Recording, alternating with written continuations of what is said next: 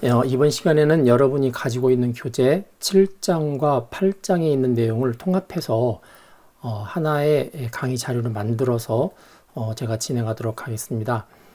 아마 여러분들이 가지고 있는 교재에서는 일반적인 컴퓨터 통신하고 유선 통신에 관한 부분들이 묶여 있을 텐데요. 제가 제목을 컴퓨터 통신과 네트워크이라고 정했고 9장에 가서의 무선 네트워크 통신은 또 별도로 진행하도록 하겠습니다. 자, 이번 7장과 8장에서 배울 내용들을 나열해 보았습니다. 자, 가장 기본적인 부분들이 이제 단어에 관한 정의죠. 그래서 컴퓨터 네트워크란 무엇일까? 그 다음에 컴퓨터 통신은 또 어떻게 구성될까? 이 통신의 구성 요소 가운데서 통신 단말기라는 것이 있는데 단말기에는 어떤 것들이 있을까? 그리고 통신에서 지켜야 되는 규칙을 통신 프로토콜이라고 합니다. 통신 프로토콜이란 무엇일까? 자, 그리고 이 통신에 있어서 전통적으로 이루어졌던 통신이 유선 통신인데 유선 통신에 대한 개념을 알아보고요. 그 다음에 통신 시스템의 그 중간에 데이터들이 이렇게 서로 스위칭 될 수 있도록 해주는 시스템을 교환 시스템이라고 합니다. 이 교환 시스템은 어떤 것들이 있을까를 알아봅니다. 그리고 이제 데이터 통신망을 구분하는 방법, 그리고 컴퓨터 네트워크를 구분하는 방법에 대해서 알아보고요. 국제표준기구에서 ISO에서 OSI 7레이어 모델이라고 그래서 이 컴퓨터 네트워크에 관한 표준 모델을 제시했는데 이 7계층 모델에 대해서 살펴보도록 하겠습니다. 그리고 이 7계층 모델을 토대로 했을 때 네트워크 장치라는 것이 존재하는데 이 네트워크 장치는 어떤 것이 있으며 어느 계층에 속하는 것일지도 알아보고요. 마지막으로 네트워크 품질 관리는 어떻게 할까에 대해서 알아보도록 하겠습니다. 여기서 나오는 단어 가운데서 컴퓨터 네트워크, 컴퓨터 통신, 데이터 네트워크 많이 섞여서 사용을 하고 있는데 여러분들이 이제 단어를 하나하나 정의를 하다 보면 잘 구분할 수 있을 것이라고 생각이 됩니다. 자, 먼저 컴퓨터 네트워크란 무엇일까? 그리고 컴퓨터 통신은 어떤 것들로 구성이 될까에 대해서 알아보겠습니다. 자, 컴퓨터 네트워크와 데이터 통신에 관해서 알아볼 때 먼저 단어들을 몇 가지 알아보도록 하죠. 네트워크이라는 단어가 있습니다. 너무나 많이 쓰고 있죠. 시스템들을 전송 매체를 통해서 서로 연결하는 것을 네트워크이라고 합니다. 자, 여기 시스템이라고 표현되어 있는데 이 시스템은 꼭 컴퓨터만 되는 게 아니고요. 사회에 있는 시스템도 되고 사람도 될 수 있습니다. 그래서 사람들이 연결되어 있는 것은 휴먼 네트워크이라고 하고 또 사회적인 연결망은 소셜 네트워크이라고 하죠. 여기서 주로 다루는 것은 이제 컴퓨터 네트워크입니다. 이 시스템들이 컴퓨터와 관련된 정보 장치인 경우에 컴퓨터 네트워크이라고 이야기를 합니다. 그리고 이 컴퓨터 네트워크 같은 경우는 이 데이터나 소프트웨어들을 이제 전송하거나 공유할 수 있도록 이 표준화된 프로토콜이라는 것을 사용합니다. 두 개의 컴퓨터 시스템끼리 서로 통신을 하려면 당연히 통신에 관한 규약이 정해져 있어야겠죠. 그걸 이제 표준화된 프로토콜이라고 표현을 하고 있고요. 그래서 이 표준화된 프로토콜을 사용함으로 인해서 컴퓨터 네트워크가 작동하게 되는 거죠. 자, 이 표준화된 프로토콜이 세상에 하나만 있느냐? 그렇지 않습니다. 가장 많이 알려져 있는 것은 이제 TCP/IP라는 프로토콜을 사용하는 인터넷이고요. TCP/IP가 아닌 다른 프로토콜도 많이 존재하는데 그러다 보니까 이 네트워크와 네트워크를 연결하는 프로토콜을 A라는 프로토콜을 쓰는 네트워크와 B라는 프로토콜을 사용하는 네트워크를 서로 연결해서 두 네트워크가 다시 동작할 수 있도록 해주는 게 필요한데 그거를 인터 네트워킹이라고 합니다. 인터 네트워킹. 네트워크와 네트워크를 연결하는 거죠. 이 두 네트워크가 같은 프로토콜을 쓸 수도 있고요.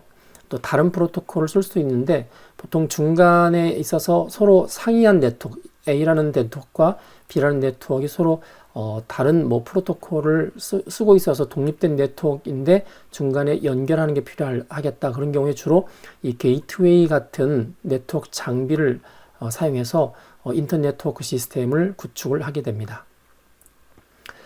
자, 이런 네트워크를 구성한 다음에 이 네트워크가 얼마나 훌륭한지 평가를 하게 되죠. 이 네트워크 구성한 거에 대한 평가 항목들이 몇 가지가 있는데 이제 대표적으로 쓰이는 게 이제 세 가지입니다. 첫 번째가 성능입니다. 네트워크 성능.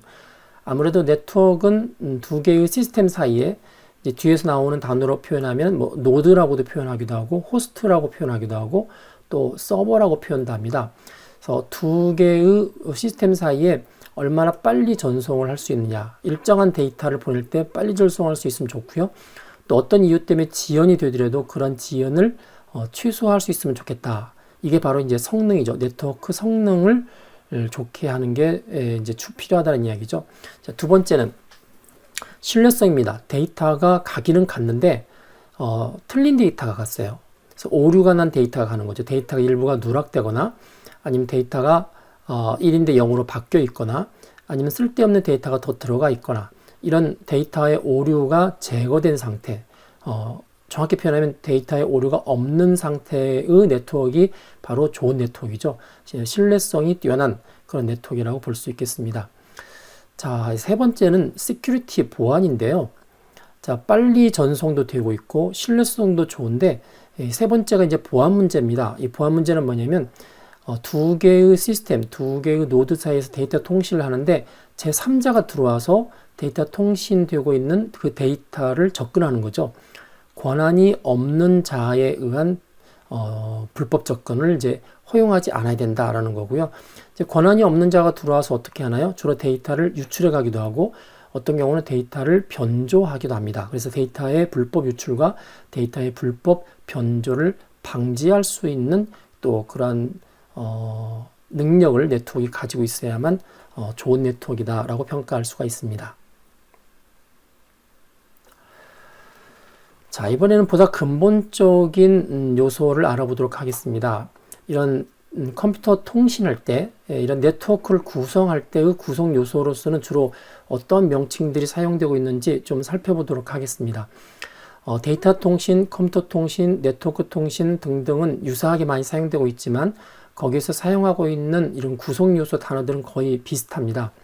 자, 첫 번째는 데이터 통신을 통해서 데이터를 보내려고 하는 시스템을 송신자라고 합니다. 샌더라고 합니다. 그래서 데이터를 보내는 시스템이나 디지털 장치를 의미하죠. 예를 들면 컴퓨터 자체도 데이터를 보낼 수 있죠. 일반 통신에서 보면 전화기나 휴대폰, 스마트폰, 그 다음에 이제 스캐너 같은 경우는 데이터를 읽어서도 보내기 때문에 입력 장치, 자, 이런 것들도 다 송신자에 해당이 되겠죠. 자, 반대의 경우가 바로 수신자입니다. 자, 수신자, 리시버는 데이터를 이제 받아들이는 시스템이죠. 받아들이는 시스템, 장치를 의미하고요. 역시 컴퓨터가 데이터를 보내기도 하지만 데이터를 받아들이기도 합니다. 전화기도 역시 데이터를 보내기도 하지만 역시 받죠. 그 다음에 주로 출력 장치들이 이제 주로 데이터를 받아서 뭘 보여주기 때문에 주로 수신자에 해당된다고 볼 수가 있습니다. 그래서 이런 송신자와 수신자와 또 내지는 중간에 또 여러 가지 시스템이 중간에 들어갈 수 있는데 이런 시스템들을 이제 이론상 구분할 때 보통 그래프 이론에서 구분할 때 보통 노드라고 합니다. 노드. 꼭지점이라고 하죠. 꼭지점. 그 다음에 노드와 노드를 연결하는 그런 네트워크 케이블 이런 것을 엣지, 선이라고 표현합니다. 그래서 이런 노드에 해당되는 거가 네트워크에 연결된 일반적인 시스템을 통칭하는 겁니다. 자, 그래프 이론에서 흔히 말하는 이제 노드죠. 자, 이거를 가끔씩은 노드를 호스트라고 표현합니다. 호스트라는 게 영어로는 이제 주인이라는 뜻이죠. 자, 앞서서 보시면 뭐 송신자, 수신자 다 노드에 해당이 될 수 있는데 특별히 이 스캐너나 프린터보다는 이 컴퓨터는 훨씬 더 능동적인 노드입니다. 그래서 컴퓨팅 기능을 가지고 있는 능동적인 시스템들을 주로 호스트라고 표현하고요. 또 이 호스트를 또 구분할 때 이 클라이언트와 서버로 많이 표현합니다. 클라이언트와 서버. 자, 클라이언트는 호스트 중에서도 서비스를 요청하는 시스템을 주로 클라이언트라고 하고요. 서버는 클라이언트가 요청한 서비스에 응답을 해서 서비스를 제공해주는 호스트를 보통 서버라고 이야기를 합니다. 자, 그러다 보니까 클라이언트로는 일반적으로 PC 클라이언트, 그 다음에 웹브라우저도 어떻게 보면 이제 클라이언트죠.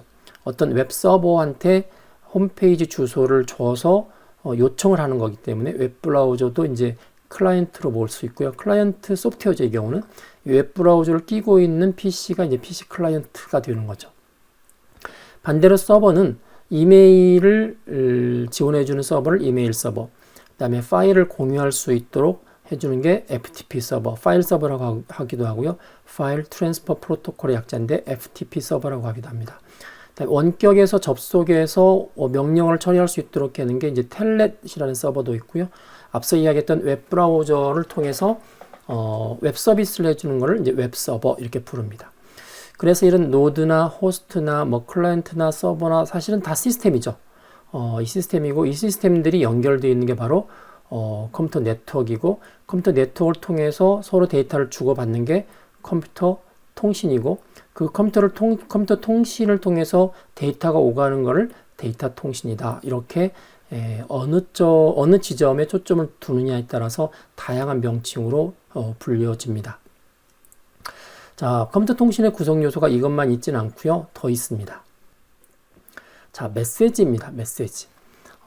메시지는 전송되는 데이터를 메시지로 갑니다. 그래서 이제 컴퓨터 통신이나 네트워크에 보면 종종 데이터 그러다가 어느 순간에 메시지라는 표현도 사용을 하게 됩니다.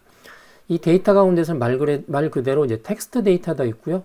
그 다음에 그림, 이미지 데이터도 있고요. 사운드, 소리, 그 다음에 영상 데이터 등이 다 들어있고 이런 것들이 다 전송이 될 때는 다 메시지로 해서 간다라고 보시면 될 것 같습니다. 그리고 이런 데이터가 전송될 때 전송에 필요한 데이터 통신에 필요한 프로토콜이 있다고 그랬죠. 그 프로토콜이 있다 보니까 이 통신에서 필요한 이 컨트롤 데이터 그런 네트워크를 컨트롤할 수 있는 컨트롤 데이터를 이 메시지 앞이나 뒤에다가 부착을 합니다. 부착해서 하나의 덩어리가 돼서 이제 네트워크상을 오가는데 이런 그 덩어리 단위를 패킷이라고 하기도 하고 어떤 때는 세그먼트라고 부르기도 합니다.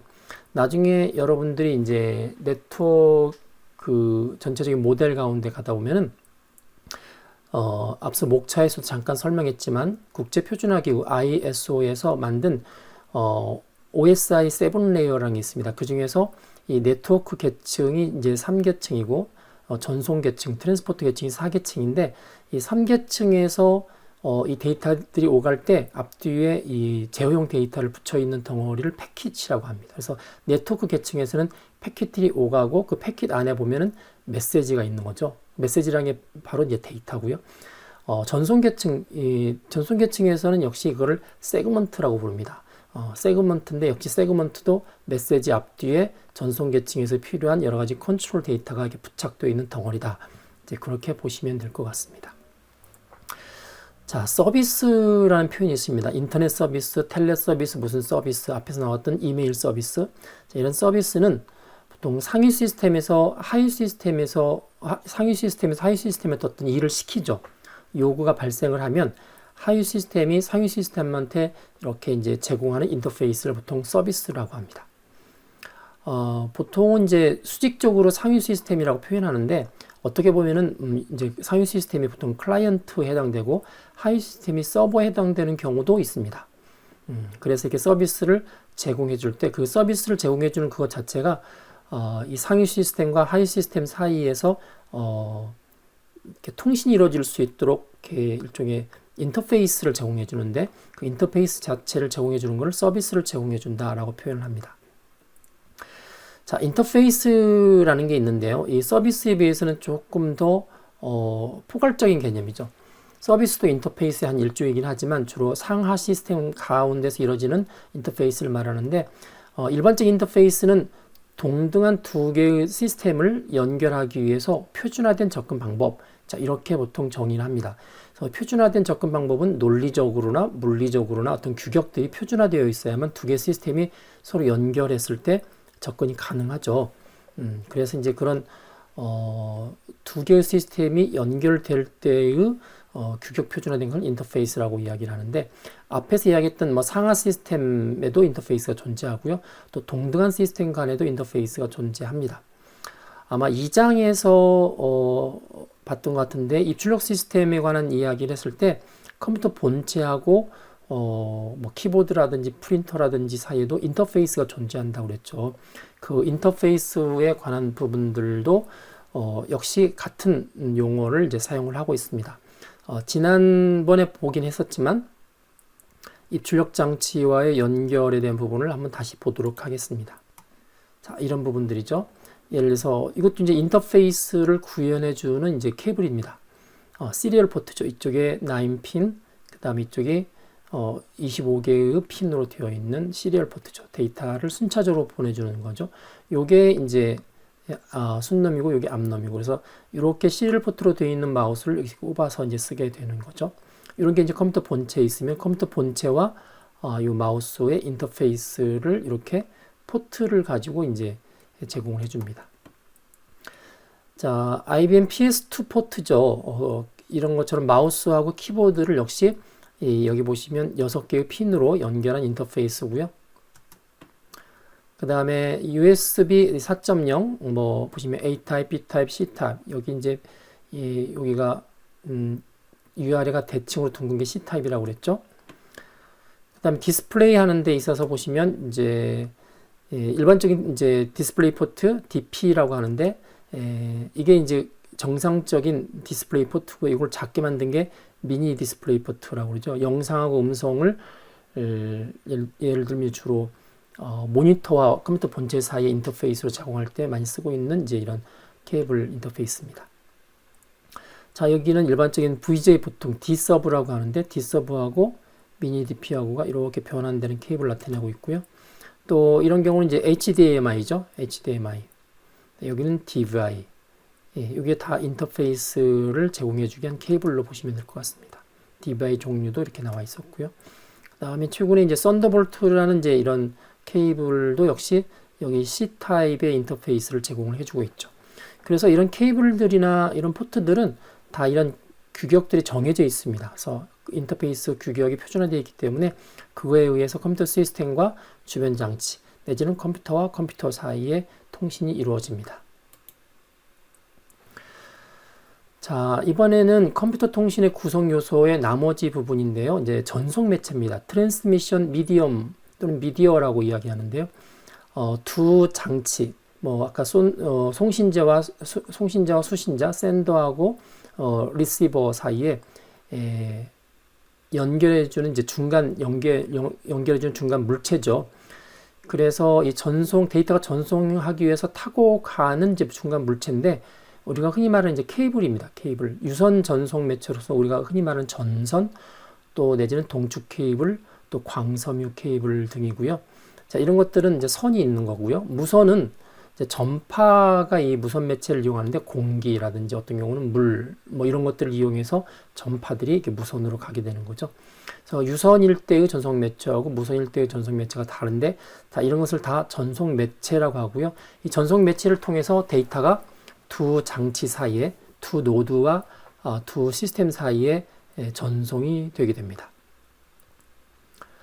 그리고 이런 송신자와 수신자 사이에 서로 데이터 통신을 하기 위한 이제 절차적 순서를 앞서 이야기했지만 프로토콜, 규약이라고 합니다. 그래서 송신자가 있고 수신자가 있으면 송신자, 수신자가 정해져 있기도 하지만 서로 수시로 바꿔서 하기도 하고요. 여하튼 전송 매체를 통해서 여기에 데이터가 갑니다. 전송되는 데이터를 메시지라고 그랬죠. 메시지가 가고 이렇게 처음에 이 전송 매체를 연결하기도 하고요. 그 다음에 다 끝나면 종료를 시켜야 되죠. 그런 역할도 있고, 중간에 뭐 에러가 나면 에러를 복구도 해줘야 되고, 뭐 여러 가지 많은 기능들을 이 프로토콜이 담당하게 됩니다. 자, 이번 시간에는 데이터 통신에 참여하는 통신 단말기에는 어떤 것들이 있을지 한번 살펴보도록 하겠습니다. 자, 정보통신 단말기라는 말을 많이 사용합니다. 단말기. 영어로는 터미널 디바이스인데, 실제 정보통신을 하기 위해서 사람하고 직접적으로 접촉하는 최초의 지점을 이야기하는 거죠. 뭐 우리가 흔히 이야기하는 이제 전화기도 단말기입니다. 전화기. 그 다음에 무전기, 워키토키라고 하는 무전기도 단말기고, 그리고 휴대폰, 그 다음에 스마트폰, 그리고 우리가 쓰는 컴퓨터, 이게 전부 다 사람하고 직접적으로 1차적으로 접속하는 장치인데, 정보통신 입장에서 볼 때는 통신 단말기라고 하는 거죠. 그래서 우리가 여기서 우리라는 게 사람이죠. 사람이 필요로 하는 각종 정보를 작성하거나 변환시켜서 원거리에 있는 다른 사람 내지는 다른 시스템에게 정보를 전달하거나 교환하기 위해서 사용되는 그런 장치. 그 장치는 사람과 통신망 사이에 존재하게 되는 거죠. 가장 흔한 게 이제 음성 단말기입니다. 전화기죠.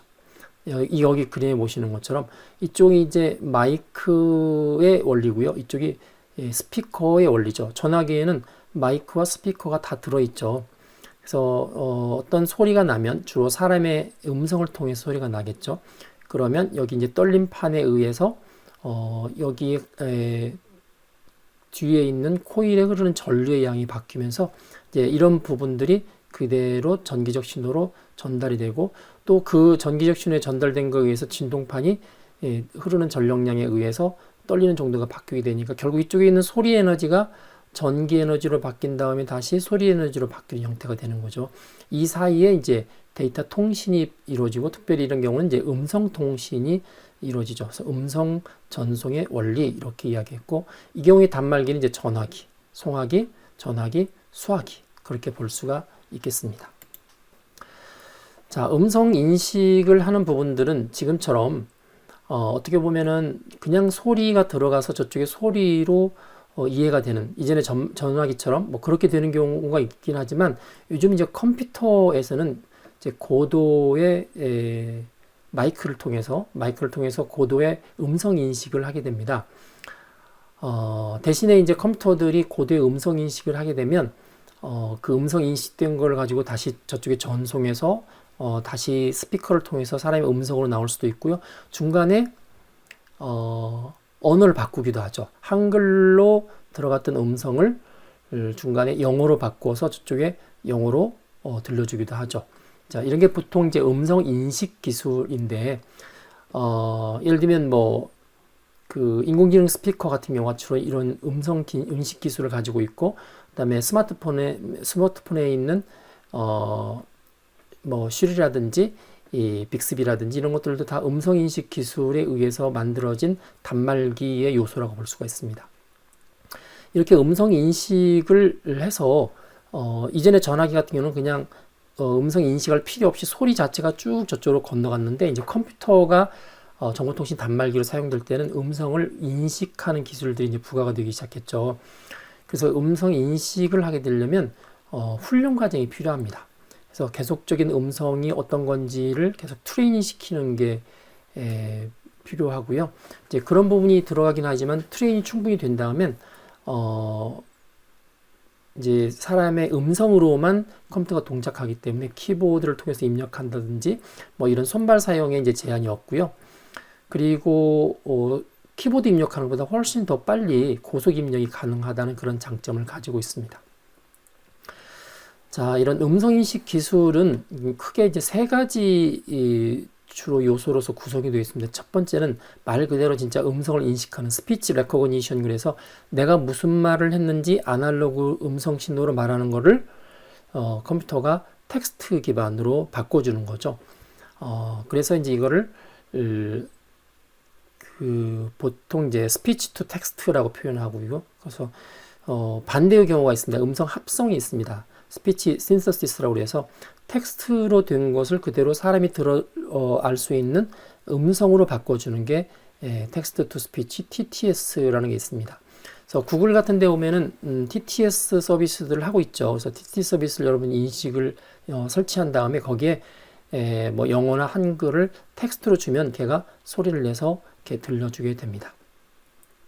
어떻게 보면 음성 인식과 음성 합성은 그 음성이라는 것을 실제 문법, 그러니까 겉에 보이는 형식으로만 바꿔주는 거죠. 내가 소리 나는 것을 그걸 한글로 영어로 바꿔주고 한글과 영어로 되어 있는 것을 다시 소리로 바꿔주는 이쪽에 이제 구문, 신텍스만 다뤄주는 거고요. 이 밑에 있는 음성의 이해, 스피치 언더스탠딩은 뭐냐면 사람이 말한 그 내용이 도대체 무슨 뜻인지 뜻까지 이해하는 겁니다. 예를 들면 문을 닫아라 이렇게 했으면 제가 우리나라 말로 문을 닫아라 그러면은 문을 닫아라 라는 한글이 쭉 쓰여지면 그건 음성 인식이죠. 스피치 레코그니션이고요. 그다음에 문을 닫아라는 글씨가 있는데 그걸 역시 한글로 말을 하면 음성 합성이 되는 거죠. 그런데 음성 이해는 뭐냐면 문을 닫아라 그러니까 정말 문에다가 어떤 시그널을 보내서 열려 있는 문을 탁 닫는다고 그러면 내가 한 말을 이해한 거죠. 그래서 그건 음성의 의미, 보통 의미를 시멘틱스라고 하는데 시멘틱스를 파악하는 기술까지를 포함을 하고 있습니다. 그래서 보통 음성인식 기술은 기초적인 단계가 음성 자체를 아날로그 음성을 텍스트로 바꿔주는 거, 그다음에 텍스트를 사람이 이해할 수 있는 스피치로 바꿔주는 거, 그다음에 음성이 말하는 그 의미를 이해하는 것까지를 다 포함해서 음성인식 기술이라고 합니다. 자, 단말기 가운데서 역시 영상 처리하는 단말기들이 있습니다. 영상 처리하는 단말기들은 주로 카메라가 이제 그런 경우에 해당이 되는데 영상 데이터를 디지털 데이터 형태로 이제 획득을 해서 컴퓨터에 보내주는 거죠. 그래서 그것들이 이제 데이터 통신을 통해서 멀리 이제 전달 되는 거고요. 그래서 이런 영상의 결과들은 이제 다시 뭐 모니터를 통해서 확인할 수 있도록 나타나거나 아니면 저장 장치에 저장되기도 하고요. 멀리 전달되기도 하고 그렇습니다. 그래서 영상 처리한 결과들은 이제 디지털이나 아날로그 데이터로서 영상 콘텐츠라는 게 존재하게 되는데 이런 영상 처리 단말기에 생성되어 있는 이제 콘텐츠를 우리가 잘 아는 것처럼 영화, 드라마, 어떤 경우는 게임이나 그래픽, UCC, 미국에서는 보통 UGC라고 합니다. User Created Content, User Generated Content. 자, 이런 것들이 다 영상 처리 단말기에 의해서 만들어진 이제 영상 콘텐츠가 되는 거죠. 그래서 데이터 통신에 보면은 사람하고 접촉하면서 데이터 통신을 할 수 있는 데이터를 만들어내는 그런 단말기들이 있는데 그게 이제 음성 같은 경우는 전화기, 그 다음에 마이크, 그 다음에 카메라, 카메라 가운데서 사진을 찍는 카메라도 있지만 캠코더처럼 동영상을 찍는 그런 카메라도 있고요.